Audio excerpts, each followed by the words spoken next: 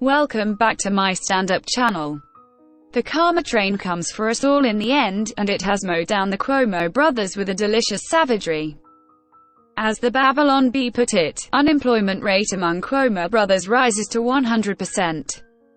The schadenfreude is irresistible.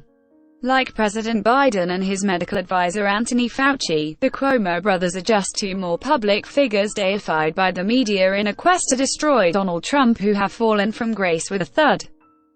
More will follow, as the ancient adage that we all would be wise to heed is fulfilled. Character is destiny. Of course, the moral compass at CNN is so awry that it dithered for months over the inevitable decision to jettison its highest-rating primetime star over his efforts to help his brother, disgraced former Gov. Andrew Cuomo, fight off sexual harassment accusations. Chris Cuomo's hemorrhaging ratings the past year tell you that the viewers were not impressed.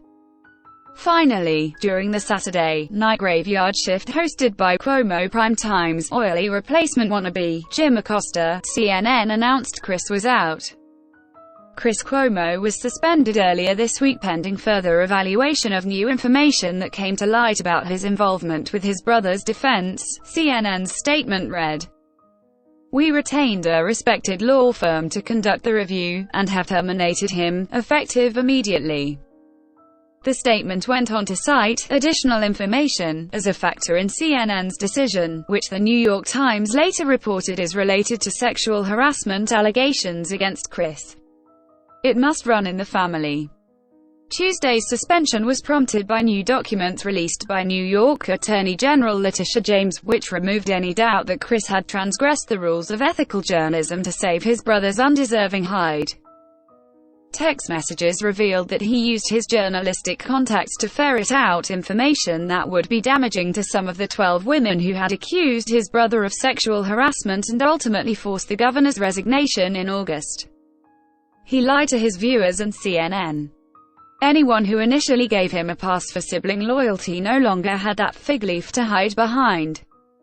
"I never made calls to the press about my brother's situation," Chris told his audience.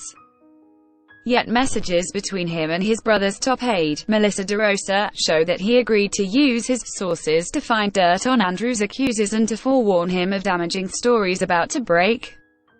When asked, "I would reach out to sources, other journalists, to see if they had heard of anybody else coming out," Chris admitted to investigators in a 6-hour interview. But he denied doing opposition research to traduce the women. "I would never do oppo research on anybody alleging anything like this." The AG's probe showed that was a lie. "I have a lead on the wedding girl," he messaged DeRosa, referring to a woman who claimed Andrew tried to kiss her at a wedding. The investigation also uncovered a message from Chris to Democratic strategist Lisa Smith, forwarding a complaint about another of his brother's accusers, Charlotte Bennett, dating back to her college days. Chris told investigators he did not recall receiving any complaint related to Hamilton College, but Bennett didn't believe him. "In addition to scouring the internet for personal information about me, he reached out to his professional network with the hope of intercepting additional allegations against his brother," she tweeted last Tuesday. "We have learned just how far Chris Cuomo was willing to go to discredit, silence and smear women, like me, who came forward to report Governor Cuomo's sexual misconduct. Chris Cuomo's behavior was unethical and dishonest and brought shame on his colleagues. But it is not a surprise, considering how callous he and his brother were at the height of the pandemic. Breaking the norms of journalism and basic decency, Chris interviewed his brother at least 9 times between mid-March and the end of June last year. This covered the period of the governor's fatal order forcing New York nursing homes to accept COVID-infected patients. We now know this led to the deaths of at least 13,000 seniors. At the very time that this needless tragedy was unfolding, Chris was using CNN to burnish his brother's image and help create the myth of superior pandemic leadership that Joe Biden latched onto during his campaign as a way to discredit President Trump.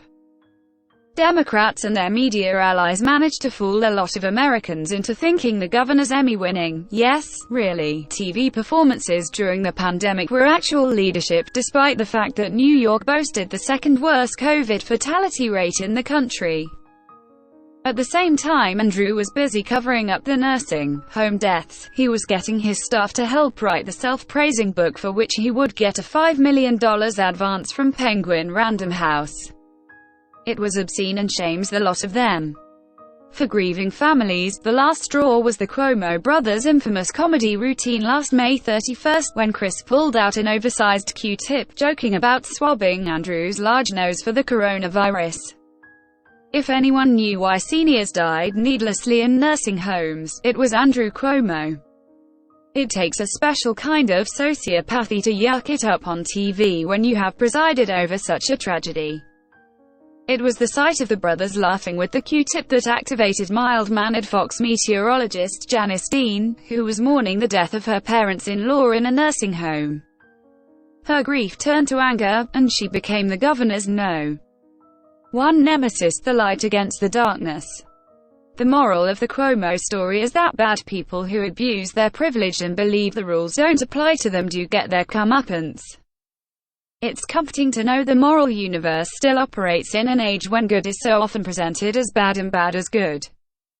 The final icing on the cake will be when the Tappan Zee Bridge gets its name back and the Cuomo name fades into ignominy. Source: nypost.com. Please like, share and subscribe. Thank you for watching.